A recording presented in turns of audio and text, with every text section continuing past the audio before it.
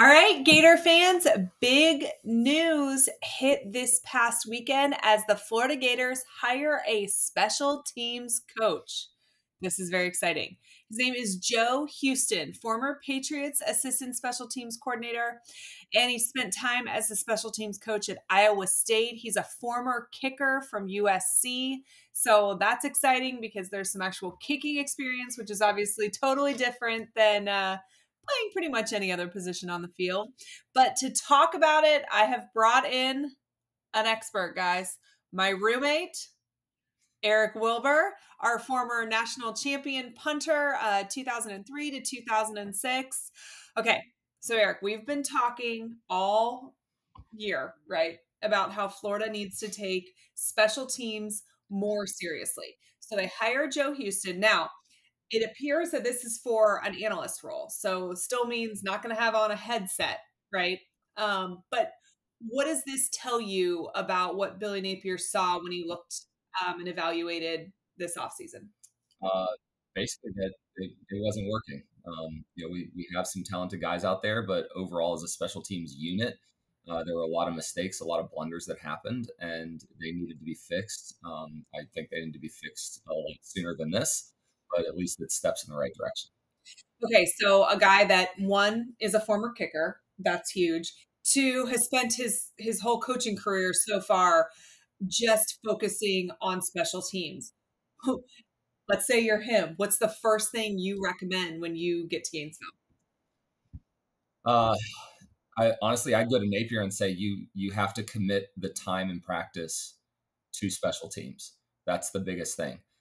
It doesn't matter if you have the best special teams coach, analyst, coordinator in the world. If you don't have the time to practice and implement, what they're working on, it's not going to make a difference in the game. So committing the time to special teams and then the attention to detail is going to be the biggest thing.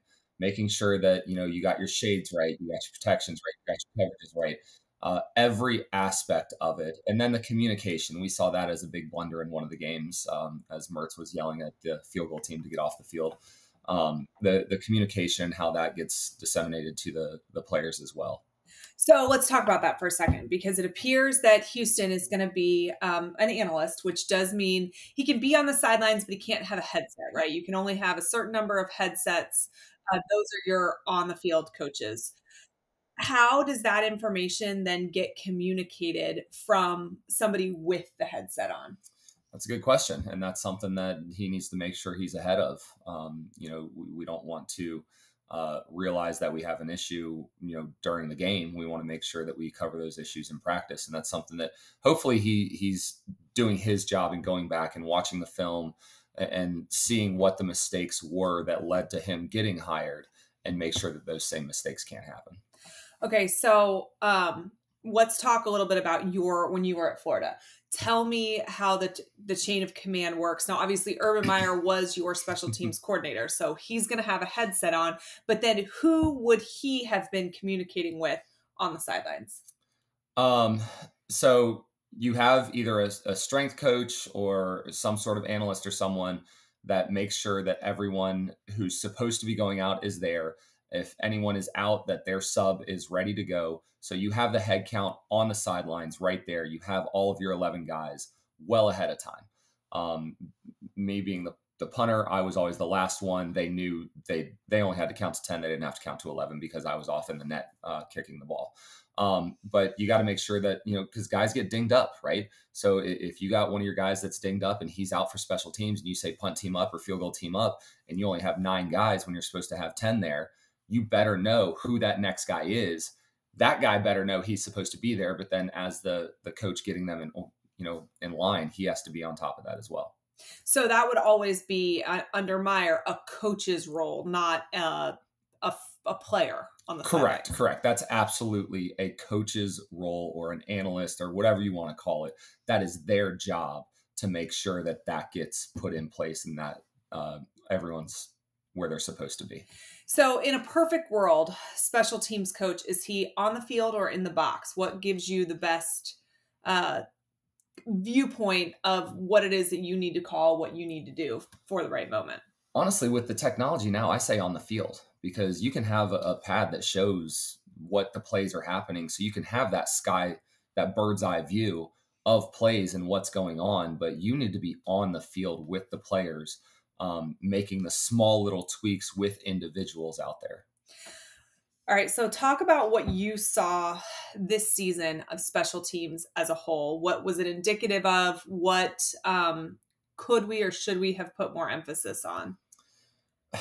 I think the attention to detail was the biggest thing. I think that they just saw special teams as, hey, let's just go through the motions and make sure, not even make sure we have our guys out there, because that didn't happen most of the time either. It was really just an afterthought. It seemed like all of special teams it was not an emphasis. There are three phases to the game, and they just completely ignored one of them. So if you're a new coach and you have major offensive concerns, major defensive concerns, is it understandable that special teams falls to the wayside? Or because you know that your offense isn't, maybe top notch and your defense is going to struggle, that even gives you more reason to put emphasis on special teams? No, they're all important. I mean, that's like saying I have 3 kids and I'm just going to ignore one of them so I can focus on the other 2. They're all important. You have to put emphasis on all 3 phases. You can't negate one for the other. Urban Meyer obviously took special teams incredibly seriously, but we don't hear all that often how Zook handled special teams. So how did he handle special teams, and what was different between Zook and Meyer? Zook emphasized special teams. Special teams was his baby as well. Meyer's philosophy and his schemes on special teams, I think, were more advanced than Zook's. And I think it's because Zook's special teams came from the NFL. And it's completely different in the coverages and what you're allowed to do in college versus the NFL. That's why I do like that we're getting this analyst who has the college experience, because if his only experience was in the NFL, I don't think it would translate as well.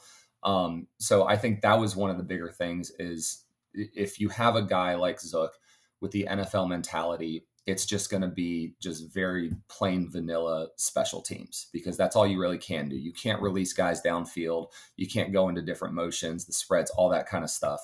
But in the college game, you can do that. And having someone that can have that creative mindset behind it to go do that, that was the biggest difference, I think, between Meyer and Zook. But they both put a huge emphasis on special teams.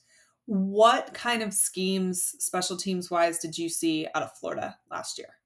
I didn't see any schemes. It did not.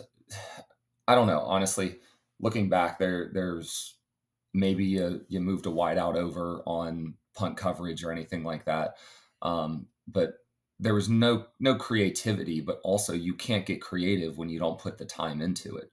So it just seemed like, let's go through the motions. Where in practice did Zook hold your special teams periods? First, absolutely first, because that way you can never at the end of practice be like, hey guys, we had a rough day, let's skip special teams. Special teams was always going to be the first thing for Meyer and Zook. It is interesting to note that I have been told that special teams was always the very last period for Napier. Do you think that is just indicative of priorities?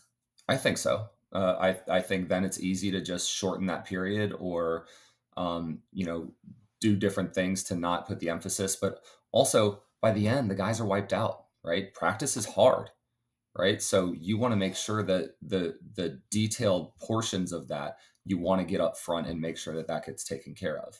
And then sometimes if the first few periods we had special teams and they didn't go well, we got to move on to the other things, because again, you don't want to negate one phase for the other. We would come back to it at the end. Hey, special teams was terrible the first 3 periods. We're coming back and we're running 2 more periods. We're going to get this down. It is definitely going to be interesting to see. And, I have kind of gauged Florida fans' reactions on social media today. And I think, there's kind of a wide range of emotions. There's a lot of people are excited that it looks like, okay, this is an acknowledgement of a problem. You don't make a move or a hire if you don't think you need it, right? And so that is a good thing. Then there's also, people that say, well, 1, it should have been done a year ago. 2, Couch is still on staff somewhere doing something. And, 3, it's not a on the field coach's role. It's an analyst's role. It should have been more. But I think that you kind of negate that argument about it being an analyst with the fact that, like, rarely do you have just a special teams coach in college. They're normally either the head coach and they're coaching special teams, or they're the wide receivers coach and they're, working with the special teams too, or whatever. So you were going to be an on the field coach for your primary role. Now you just also have this secondary responsibility as well. Do you think that, it's fine, there can still be major improvement with a guy who isn't an analyst technically, as opposed to an on the field coach? Yeah, there can absolutely be major improvement if he's allowed to make improvements. But one thing I do want to point out is with Meyer specifically, he was the offensive coordinator. He was the punt team coach. The other coaches were the main coach for field goal team. There was a different coach that was a main coach for field goal block. Like, he put our offensive line coach in charge of field goal team. Right. So it wasn't one guy taking on, one guy oversaw everything and then had his focus, but then the other coaches who knew what to do, right? Hopefully your O-line coach understands the leverage and all that kind of stuff. That's the main focus on field goal team, right? So great. You're going to be in charge of that. That is your job. So there was spreading the accountability, but making sure there still was accountability. And there still was a head, a Absolutely. leader of that unit.